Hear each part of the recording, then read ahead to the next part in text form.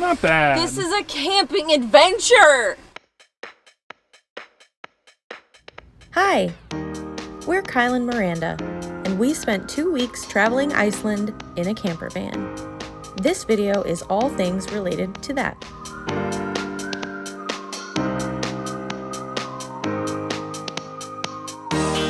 We'll cover a van tour, give a glimpse of a day in Icelandic van life, show you a campground or two, how we showered on the road, give you some fueling tips, and our overall review, sharing why campervan is the best way to see Iceland. So stick around, subscribe, and see if this experience is for you on your future trip to the land of fire and ice.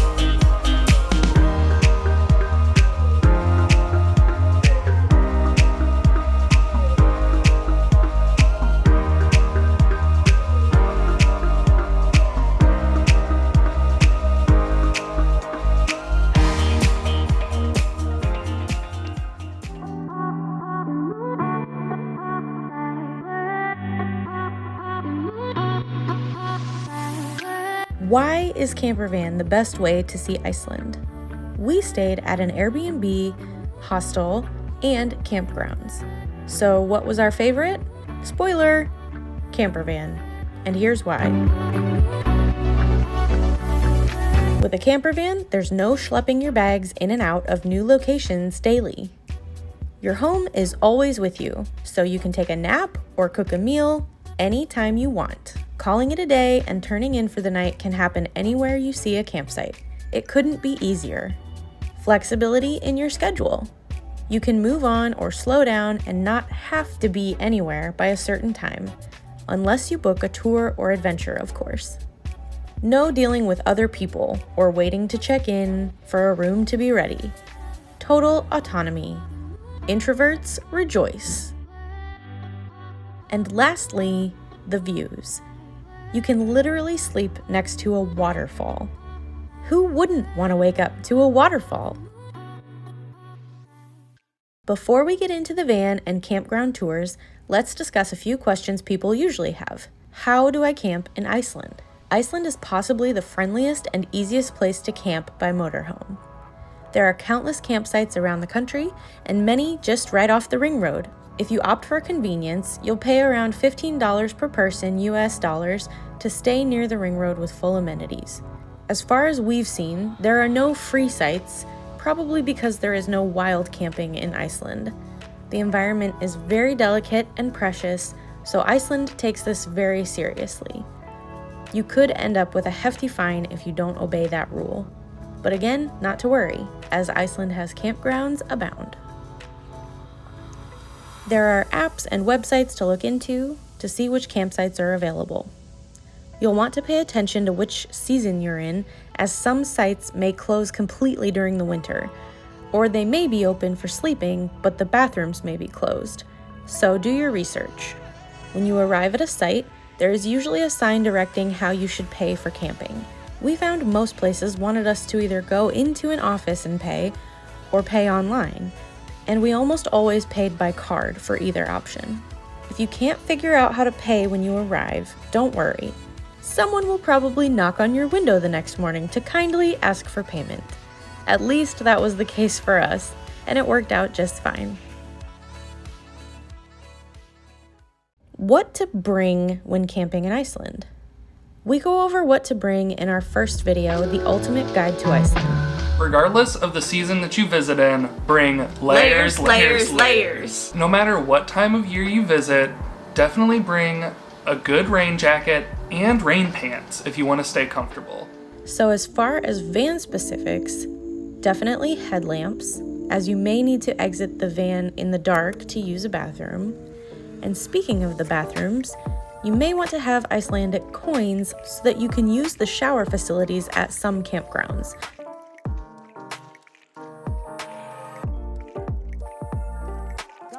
How do you shower on the road? Here's the experience we had in Hoffen. We'll start with a small campground tour. I'm gonna take you to the bathhouse here at the Hoffen campground and show you what that setup is like. Got our coins. toiletries bag, towel, and clothes. Let's go. You got a dish station right here. You're right across the street from an N1 gas station. This is all recycling. And these are the bathrooms. They also rent cabins here. Just for campsite guests. Sink, soap, and Sani. This didn't really work. I think it's low on battery or something. Big garbage, couple of toilets, and the shower. Also, more available inside the main building where you pay to stay.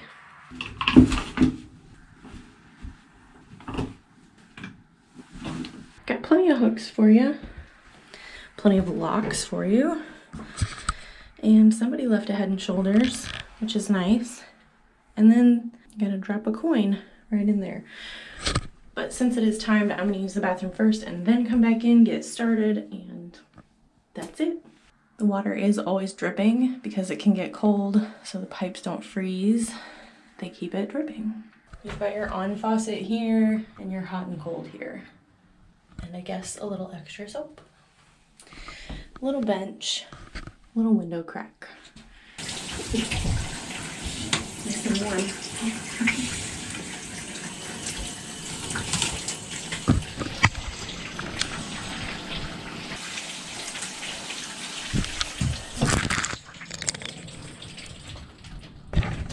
And just like that, it shuts itself off. I actually just used 6 minutes. It's just enough time.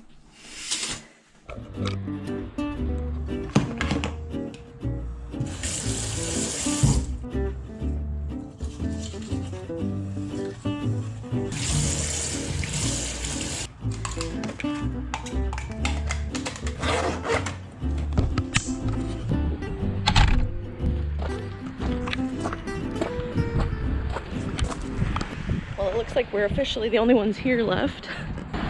And it looks like a storm's rolling in from the west. We better get a move on. With campgrounds, you'll also want to know where to get drinkable water. Luckily, Iceland's water is fresh directly out of the ground, and I believe every campsite has water. I don't think he knows how to get more water. He just keeps standing there trying different faucets.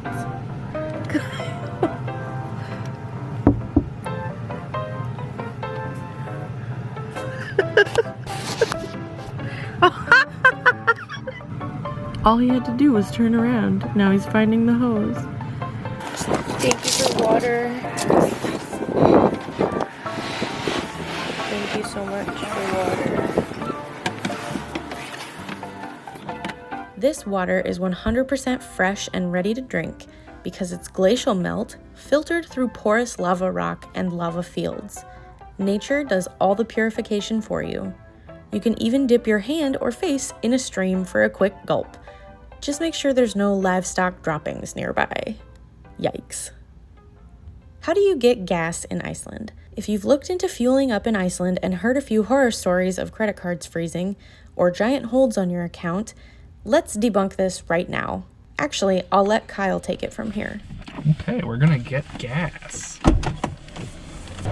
So, our van is diesel. Gas cap is here. You gotta open the door to get to it. I'll pop that open and get it ready. Close the door. And then diesel is these black handles. We're gonna pay over here. We enter our PIN number. Okay, and then you select how much you want to put in there.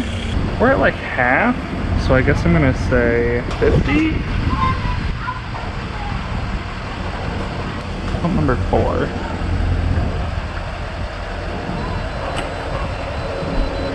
We take our card back out. 4 is ready to go.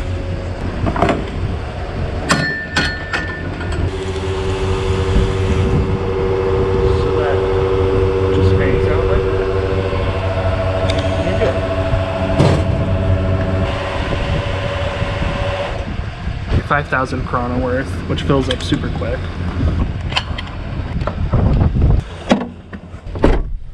see what 5,000 Krona did for us at half a tank.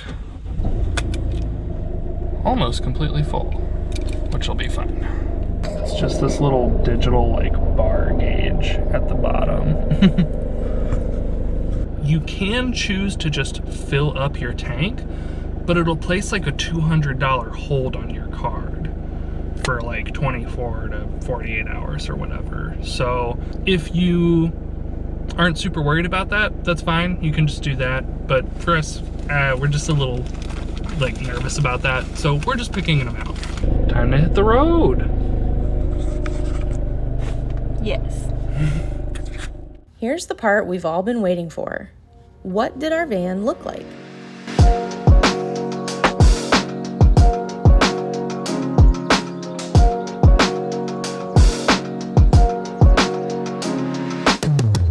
So we were too busy sightseeing to stop and make a specific tour video, so we filmed as much B-roll as possible with the time we had left.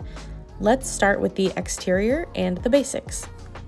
We had a silver, long-ish van that was a table conversion into a bed in the back, where we had enough room at our feet to sit inside if we wanted, which was awesome. The front was a 3-seater with plenty of cup holders, a nice-sized glove box, some door storage, and then we brought our own phone holder for the windshield. This vehicle was an automatic, which we booked in advance. Back to the back. Our bed was aggravating to convert from a table due to the low ceiling in the van. And honestly, we just kind of shovel everything to the back and just pull it out at night. Not the cutest, but definitely functional. And we have to keep a fixed bed. Have to. So we left it in bed mode the entire time. We had curtains over the windows, some hooks to hang our clothing or items on, a decent amount of storage, counter space, and a sink with running water. The pump in the water tank was kind of slimy when we got the van, so we had to clean that off, and we also had to clean off the crumbs and wipe down the counters ourselves, but the sheets were clean, and the place was comfy, and it was shelter from the elements. We brought a lot of electronics like cameras, a laptop, cell phones. So we brought our inverter to stay plugged into the back batteries that ran 24/7 off of a DC to DC charger. What this means is that when the van engine is running, it charges the camper batteries in the back half of the van, and those stay charged and on all the time. So you can use the power back there even when the van in the front is off. 1.21 gigawatts. 1.21 gigawatts! That's just kidding. That's 12.1 gigawatts. There was no shore power or solar on our van, but we turned on the van daily, so the engine was plenty to keep it all powered in the back. We were definitely warm at night or in bad weather because we had a diesel heater that was powerful. It also helped dry our clothes. Make sure your van has a heater. Cooking could get a bit tight, but it was always so convenient to have a kitchen set up at our disposal. There were days when we were busy and we just made PB&Js or ate gas station hot dogs, but usually we had delicious veggie ramen or tacos or some other cozy dish. It was also nice to make a cup of tea or hot coffee in the morning. For separate purchases after the van rental, we needed to purchase fuel canisters for the cooking setup, certain extra insurance like gravel or rock insurance. We opted to rent a hotspot, but separately instead of through the rental company, because this was cheaper through a third party. This is linked below. We also rented blankets and sleeping bags, but we only needed the blankets. Some companies will hook you up with GPS or an iPad that has pre-downloaded maps on it for you, but we used our phones for GPS with the hotspot Wi-Fi and an old-fashioned map when we had no service. Towels are another option that some van rentals will give you, but you can pack your own like we did, or save space and rent one at the popular hot spring houses, although the wild hot springs obviously won't have that option. So how were we feeling at the time of van camping? And how did we organize our items? Here's some footage in real time to give you some idea of that. Sometimes it's just us and a couple other people all huddled around the bathroom. And I'm so glad we don't have a dorky van like that.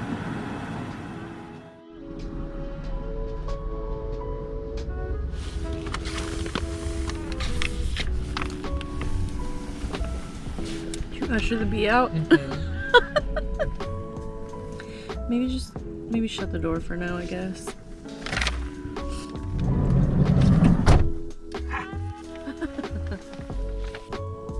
This was all packed last night. Everybody seems to leave in like between 9 and 10.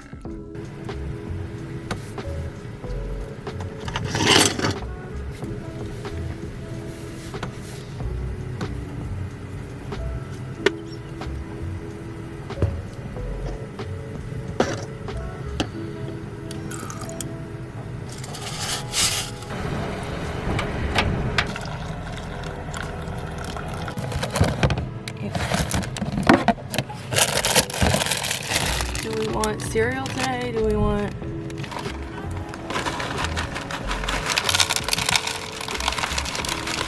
You know, it's been like 2 weeks.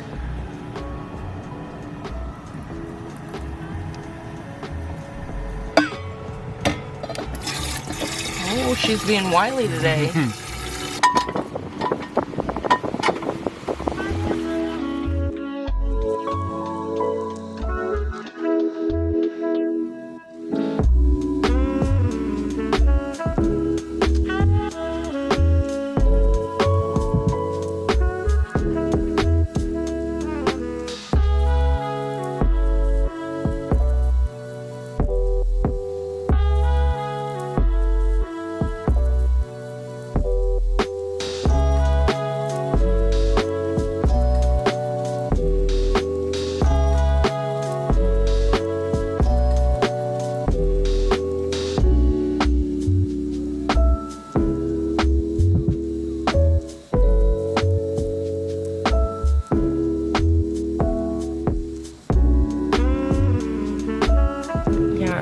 These are a joke. I'm sorry.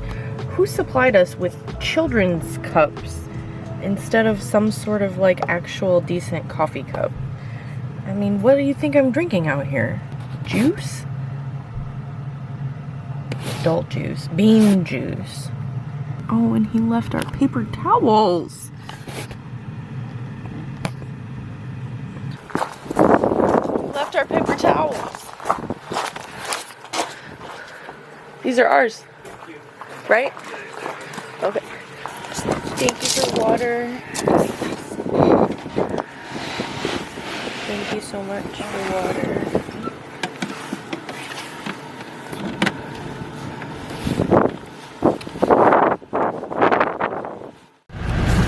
Also part of the daily camp chore, wiping the inside of the windshield down after a long night breathing in here, I guess. Yesterday I noticed that we did totally get a chip in the windshield. Yeah. So, full insurance! I noticed that too. We've got gravel and rock protection, so. Yeah. Which is something I highly recommend. Yes, and they recommend it on the website as well. I think all of the rental companies mention it. Yeah.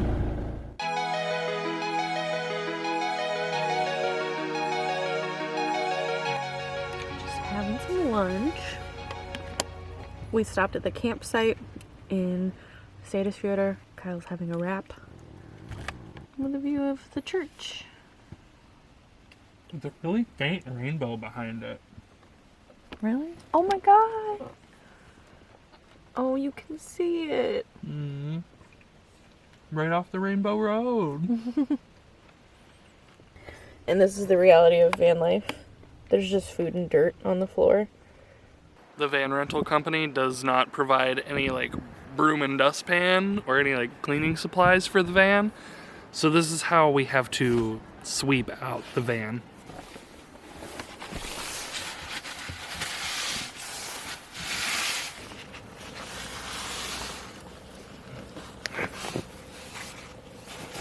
Ah.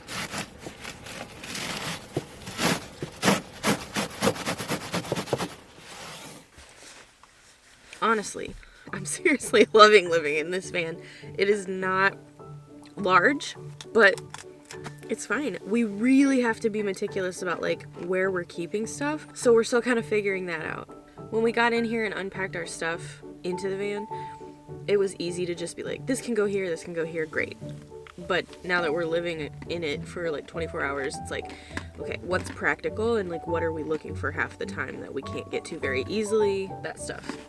I mentioned this because I've seen a lot of YouTubers who get these vans and like they have a hard time with it. There's some people who seem like they don't enjoy van life, and I think that's a shame. When you're done adventuring, you want to have a nice place to relax, so it's good to like what you are doing and how you're camping or lodging. It's been comfortable. It's been cozy. Yeah. But we're doing well with the limited space. Yeah. No, and it's limited, but it's still bigger than a lot of the camper vans that are rentable here that are cheap. Like some people just have a bed. They don't have anywhere to sit, and they don't have a place for their feet. They definitely don't have a counter or sink. That's what they do. They just use it like a tent. Vast upgrade from tent camping. We did splurge a little more to get a slightly, I guess I can say, longer van. It's not bigger really, it's longer. It sleeps 3, so they threw in blankets and pillows and sheets when we didn't pay for that, and they gave us 3 for 3 people. So as much as we're like dumping on this rental company, I did complain that the van like smelled a little like people when we got here. It smells like slight funk. Yeah, just a little funk though. Not too bad. Not too bad. Not our funk though. Mm-mm.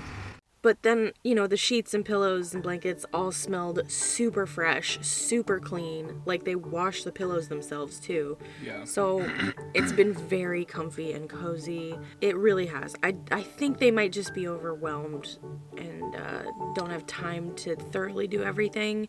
Oh, crusty. Yeah. Got a crusty burner in Not the best review. I'm gonna leave. But very doable. Oh my god, it's a cooler with mold in it. It's fine. This van was very last minute for them too. I don't know what shape the interiors of like the other ones were, but it's hard to get an automatic, and I've only driven stick once. So we waited for an automatic. I think that was worth it. I think so too. But yeah, they didn't have a whole lot of time because this was their only one that they had just gotten back and had to like turn over. They probably wouldn't have even taught you how to drive manual. We would have had to sit down and figure it out. No, yeah, they didn't have the people for that, the staff for that. No, but van life in general, I love coming home to it. I love it. It's cozy. It's cramped a little bit. If we like really lived out of this, we would have trouble, but like since we're vacationing out of it for 2 weeks, we have just what we need with us. You definitely need to be minimal in a van. Right. And I think you just need to invest in one that you know you'll be comfy in. If you don't mind just sleeping in it, great.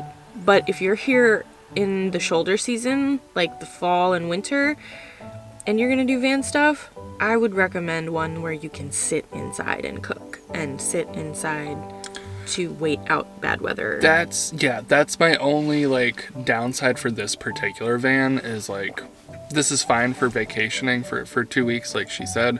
I can't sit up in it. I don't need to stand, but like I would love to be able to like at least sit up all the way, but I gotta lean back like this. I'm a little hunched too.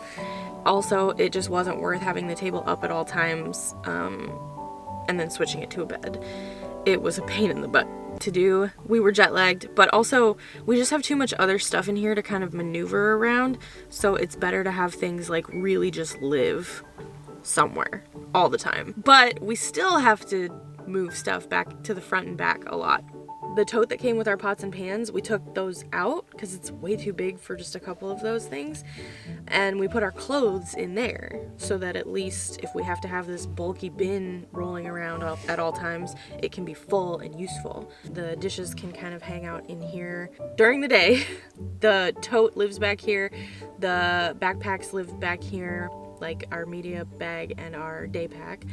And, some extra groceries that don't have a home. At night, in order to sleep on the bed, we move the tote to the front, we move the backpacks to the front, and we move the food bag to the front. If we don't have time to show you like the ins and outs of the van, that's what we've got going on with it. Yeah. Final thoughts.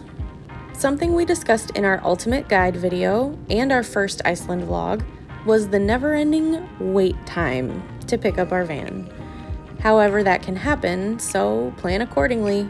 Make sure you book well in advance if you want an automatic, and be prepared to pay a little more for that luxury. More Europeans provide manual vehicles, so it helps to know how to drive stick. We paid via debit card, which is not common, so it meant that we had to pay the full insurance package and no deposit. But we recommend using a credit card unless you absolutely cannot pay otherwise, which was our case at the time. Some companies, if not most, won't even allow you to pay with a debit card. Just a heads up. Be honest with what you want to cook on the road or have ready in a pinch, and don't skimp on snacks. You may also have to eat between tours while you drive from one location to the next, so make it easy for yourself. Lastly, don't worry too much about the van itself. Definitely didn't just pay $2,500 for a van that smells like other people. It's fine. I want to buy Lysol wipes ASAP though. You're in Iceland to see the wild nature of this iconic destination. You'll be so busy getting outside and into the culture, so remember to have fun. Hit the thumbs up if this video was helpful. Do you have any additional questions? Leave a comment below. Feel free to share with a friend who is interested in touring Iceland via campervan. And please subscribe if you want a handful of more Iceland videos after this, because they're definitely coming. Thanks for watching, and we'll see you on the next one for the beer spa. On the next episode, It's a beautiful day for a beer spa. Super rainy.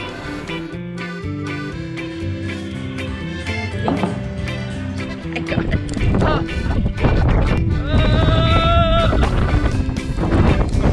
Lovely day for a hot the tub has been filled, the beer has been poured, we're gonna get in. I need a beer. Smells like a mix.